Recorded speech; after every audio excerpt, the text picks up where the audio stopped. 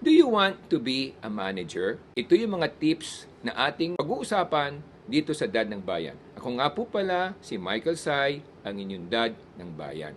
Dad ng Bayan ay lagi niyong kakampi. Tutulungan ka at hindi hahayaang maapi. Ngayon, marami sa ating mga kababayan ang naghahangad na maging manager. Kasi kung manager ka, syempre una, mas mataas ang sahod mo. Pangalawa, mas ginagalang ka at nirerespeto ka ng mga kasamahan mo.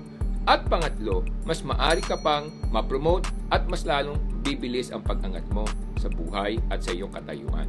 So pag-usapan natin, ano ba ang pagiging manager? Dapat alam natin kung ano ang mga responsibilidad ng isang manager. Ang aking gabay dyan is yung POSTDIC. P-O-S-T-D-I-C. Anong ibig sabihin yan? Alam mo dapat na yan ang mga katungkulan ng isang manager. P as in plan. Kinakailangan nagplano ka. O as in organize. Dapat ino-organize mo yung mga dapat gawin para na sa ganon marating mo, matamto mo ang iyong mga direksyon o goal, objective o yung mga layunin mo. ST is staffing. Dapat kumuha ka ng mga tamang tao na makakatulong sa iyong layunin. At D, direct. Kinakailangan para kang direktor. Tuturuan mo sila, gagabayan mo sila kung ano yung mga dapat gawin at sasabihin mo sa kanila kung ano yung dapat nilang ma-accomplish. Then, of course, yung C, control. Ibig sabihin ng control, sinusupervise mo, tinitingnan mo kung nagagawa at kung hindi nagagawa, gawa ng tamang paraan para magawa yung dapat gawin. So, pag-usapan natin, number 1. So, kinakailangan kung manager ka, ang tip number 1, marunong ka mag-set ng target. Meron kang dapat target.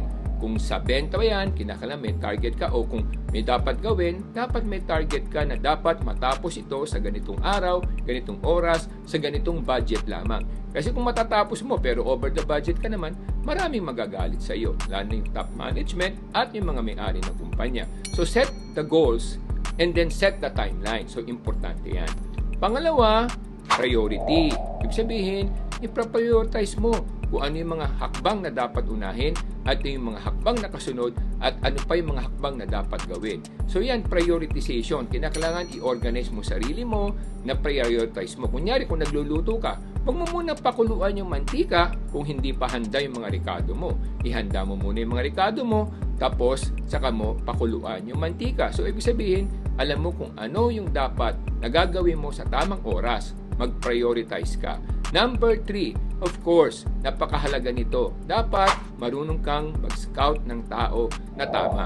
Hiring the right person. Kasi nga minsan, kahit na may tao ka, pero kung hindi naman alam yung dapat gawin o mali naman yung attitude, makakasira lamang sa iyong tinatahak na landas para matanto mo o marating mo yung mga layunin mo. So, kinakailangan tama rin yung mga kalahok na miyembro mo sa iyong koponan o sa iyong team para na sa ganon ma-accomplish mo yung mga goals mo.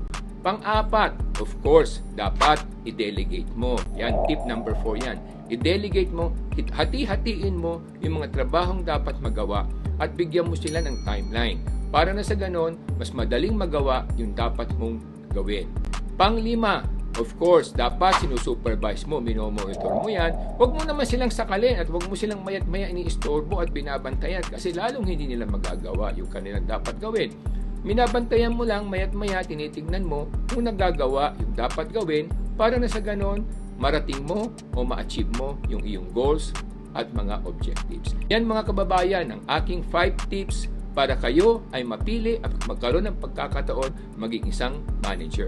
Marami pong salamat. Ako nga po pala si Michael Sai, ang iyong Dad ng Bayan.